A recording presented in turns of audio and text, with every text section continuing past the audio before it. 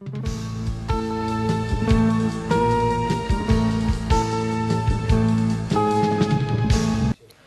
un mes del golpe, la violencia y la represión dominan la realidad hondureña. Mientras tanto, Manuel Zelaya presiona desde el exterior.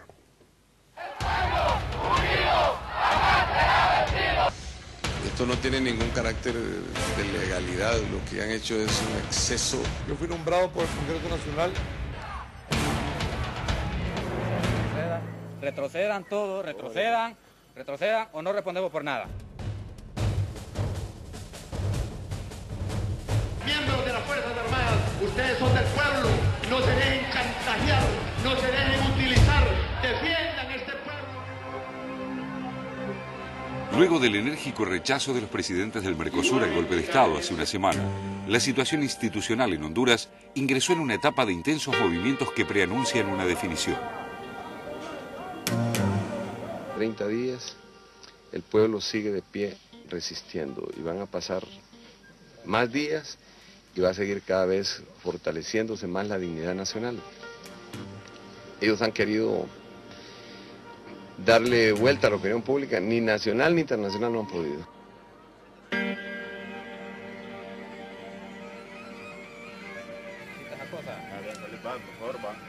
Es la verdad. Recuerden de dónde vienen. Han venido de los pueblos ustedes, son utilizados.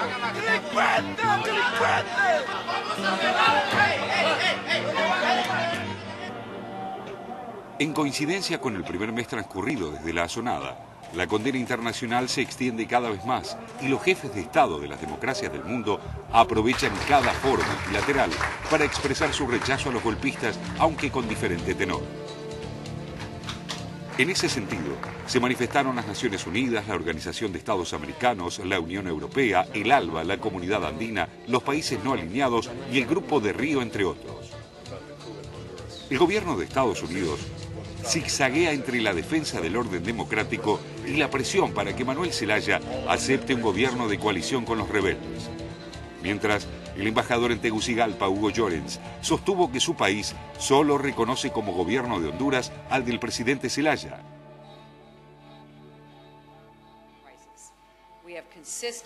La secretaria de Estado, Hillary Clinton, hizo un llamado de atención al presidente constitucional al acusarlo de imprudente por apostarse en la zona de frontera y armar la resistencia desde allí.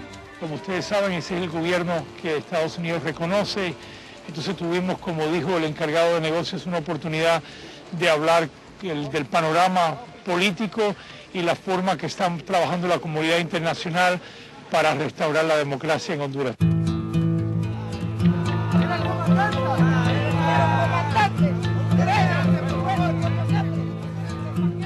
Desde la zona fronteriza con Nicaragua, el dato recurrente es la presión del presidente Zelaya a la administración de Barack Obama, afirmando que a Estados Unidos le faltarían solo 15 segundos para sacar del gobierno a la Junta Cívico-Militar.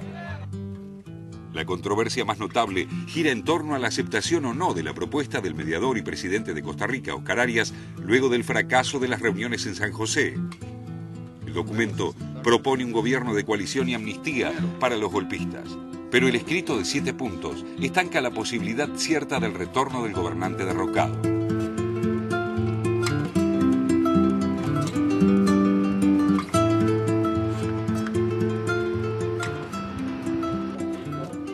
El centro de la disputa es la vigencia constitucional de Manuel Zelaya o la aceptación de un gobierno de coalición donde los golpistas tendrían participación.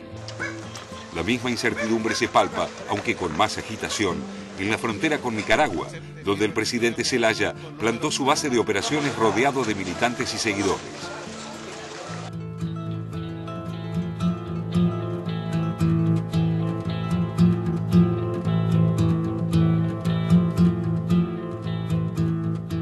El mandatario ingresó fugazmente a su país y desde allí amenaza con volver definitivamente.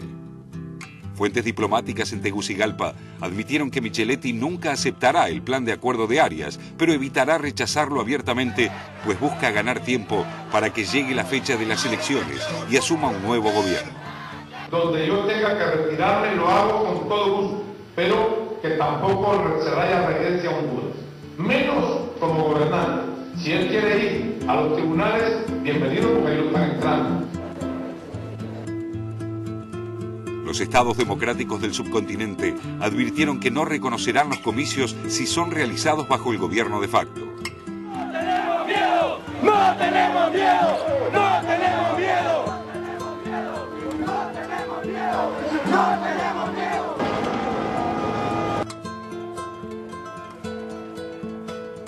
Los móviles de la policía aparecieron y empezaron a disparar.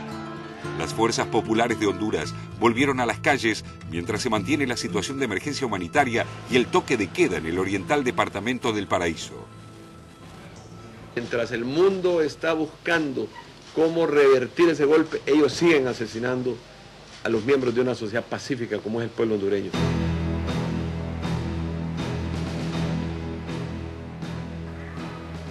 Al sur del país, en el límite con Nicaragua, también rige el toque de queda y retenes militares paralizaron una de las principales rutas del comercio centroamericano. El daño económico es irreversible. El riesgo democrático es continental. La agitación e incertidumbre en Honduras tejen día a día una situación de zozobra institucional que se extiende a todo Centro y Sudamérica. Los gobiernos progresistas de la región, una vez más, están en el ojo de la tormenta y sus políticas mancomunadas en torno a la defensa de la democracia y el orden institucional continuarán siendo tan cruciales como determinantes.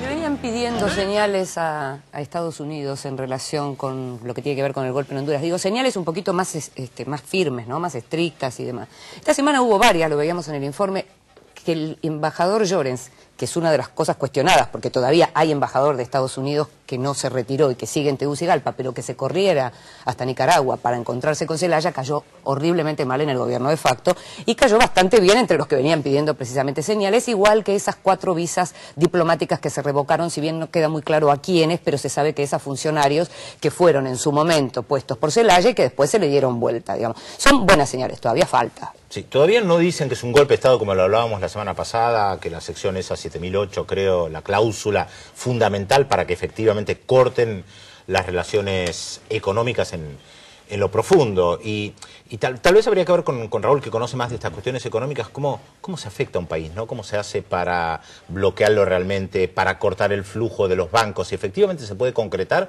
o se está pidiendo un imposible. No, en este caso tiene mucho que ver en la realidad por la alta dependencia que tiene Honduras y en general Centroamérica con respecto a Estados Unidos. Sí lo puede hacer porque son sanciones que están previstas cuando el gobierno no es legítimo. ¿Y técnicamente es fácil impedir, por ejemplo, que hondureños que viven en Estados Unidos envíen su dinero a en su este familia? caso sí, en este caso sí, porque al frenar las vías legales de transferencia del dinero, prácticamente la imposibilidad, porque no estamos hablando de grandes empresas que puedan eludirlo por otros canales propios, claro, ¿no? Salvo que lo lleven personalmente, no bolsillo. La gran pregunta entonces es ¿qué está esperando Estados Unidos? Porque digo, si las elecciones que para noviembre se adelantan para octubre y estamos ya en agosto... Sí, o sea, claro, los golpistas están ganando el tiempo que quieren ganar, ¿verdad? Ahora, yo lo que observaba, el grado de desconfianza que había en Estados Unidos, no solo con respecto a cuál es la actitud actual que tiene, que hasta el propio canciller de España, Miguel Ángel Moratino, que estuvo esta semana en Venezuela, tuvo que decir, desmentir que Estados Unidos haya estado detrás del golpe en Honduras. No solo la actitud que tiene ahora, sino directamente qué involucramiento tenía con el tema del golpe. Le preguntaron sobre esto y salió en defensa, entre comillas, de Estados Unidos a decir, no, lo desmiento totalmente, no tuvo nada que ver con el golpe. Esto lo hablamos, ¿no? De las terceras líneas, digamos, de aquellos que por ahí se cortan solos dentro de la carrera diplomática. La carrera diplomática no depende necesariamente, digamos, no comulga ideológicamente con el gobierno de turno, y entonces, bueno, hay una larguísima tradición de intervención. Y hay una guerra pública, además, muy fuerte, porque hay congresistas republicanos que van a Honduras a reunirse con Micheletti, a criticar a Obama, e incluso Roberto Micheletti, el presidente de facto de Honduras, publicó el lunes un artículo en el Wall Street Journal donde le dan legitimidad y que incluso en la parte de abajo, en el Zócalo, donde dicen quién es Micheletti, dicen que es el presidente de Honduras y que se convirtió en... Perdón, digo textualmente, Micheletti se convirtió en presidente de Honduras después de la salida de Manuel Zelaya. Después de la salida de Manuel Zelaya. O sea, ¿quién lee eso? Pero esto lo hablamos también y decíamos cómo se están seguramente arrepintiendo de haber involucrado a los militares y de haberlo llevado en pijama y de haberlo sacado del país. Porque si lo hubieran llevado al Congreso y lo hubieran obligado a Zelaya a firmar algo... O a destituir como Bucaramanga y Ecuador en su momento. Exactamente, como tantos otros países de la región. Y entonces no estarían pasando por esto ahora, ¿no? Pero están todavía anclados en el poder. Así es, y seguiremos seguramente hablando de lo que es el golpe en Honduras en las próximas semanas.